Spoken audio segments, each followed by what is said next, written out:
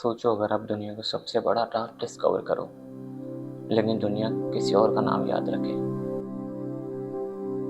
ये कहानी है रोज़ालैंड फ्रैंकलिन की।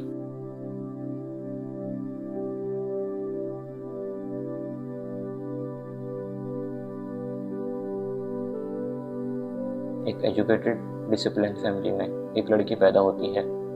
नाम रखा जाता है रोज़ालैंड। बचपन से ही वो अलग थी। जहाँ दूसरे बच्चे कहानियाँ सुनते थे, वहाँ रोज़ालैंड नंबर, पैटर्न और नेचर के सीक्रेट समझने की कोशिश करती थी। उनके वालिद चाहते थे कि वो सोशल वर्क करे, लेकिन रोज़ालैंड ने एक दिन सीधा जवाब दिया कि साइंस ही उनका रास्ता है।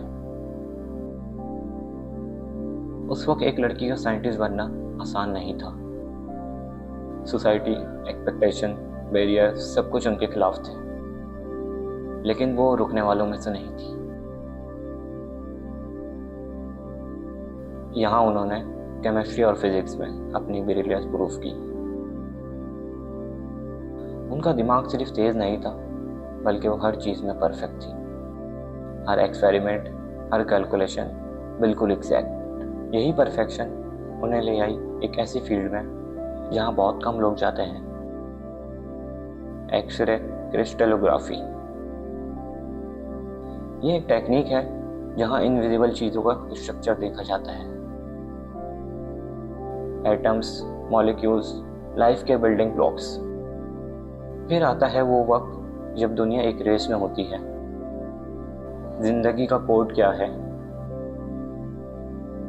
हर इंसान के अंदर लिखा हुआ एक सीक्रेट ब्लूप्रिंट। और रोज़ालैंड को बुलाया जाता है लंदन के किंग कॉलेज में।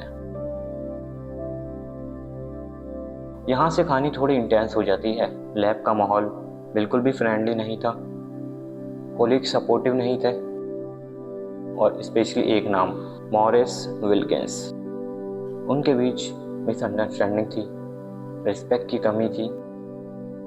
रोज़ालैंड को अक्सर अंडर एस्टिमेट किया जाता था क्योंकि वो सिर्फ एक लड़की है, इस वजह से। लेकिन वो चुपचाप अपना काम करती रही, रातों को तन्हा लैब में, मशीन के साथ, डेटा के साथ। और वक्त गुजरता गया और एक दिन उन्होंने एक इमेज कैप्चर की। एक black and white X ray diffraction image. अगर एक आम इंसान इसको देखे तो उसको इसमें सिर्फ लाइंस और कुछ शेप्स ही नजर आए, लेकिन रोज़ालैंड को उसमें दिखा डबल हेलिक्स। और यही वो मोमेंट था जब साइंस ने अपनी सबसे बड़ी लीप ली। लेकिन यहाँ पर कहानी थोड़ी टूट जाती है। उनकी इजाज़त के बगैर उनका डेटा शेयर किया गया। दो साइंटिस्ट जिनका नाम था जेम्स वॉटसन और फ्रांसिस क्रिक, उन्होंने रोज़ालैंड का डेटा यूज़ किया और डीएनए का मॉडल बना दिया। 1953 को उनका पेपर पब्लिश होता है और दुनिया हिला दी जाती है। उनका नाम हर जगह होता है। कोई उन्हें हीरो बुला रहा है, कोई जीनियस, कोई लेजेंड। लेकिन रोज़ालैंड, उसका नाम एक कोने में दबा दिया जाता है। इन सब के बाद भी रोज़ालैंड रुकती नहीं है। वो और वायरसेस पे काम करती रहती है, और इसी के साथ वो समझती है टोबैको मॉक्सिक्स वायरस के स्ट्रक्चर को, और साइंस में अपनी और कंट्रीब्यूशन देती है। लेकिन ज़िंदगी उनके साथ नाइंसाफ़ी करती है। सिर्फ 37 साल की उम्र में वो ओवेरियन कैंसर की वजह से इस दुनिया से रुखसत हो जाती है, चुपचाप, बिना शोर के। 1962 में नोबेल प्राइज़ अनाउंस होता है। स्टेज पर 3 नाम बुलाए जाते हैं, वॉटसन, क्रिक, विल्किंस। तालियों के साथ उनका स्वागत किया जाता है।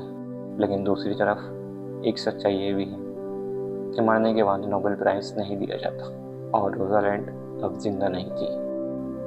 कई साल बीत गए और लोगों ने सवाल उठाने शुरू किए। क्या रोज़ालैंड फ्रैंकलिन के साथ नाइंसाफ़ी हुई है?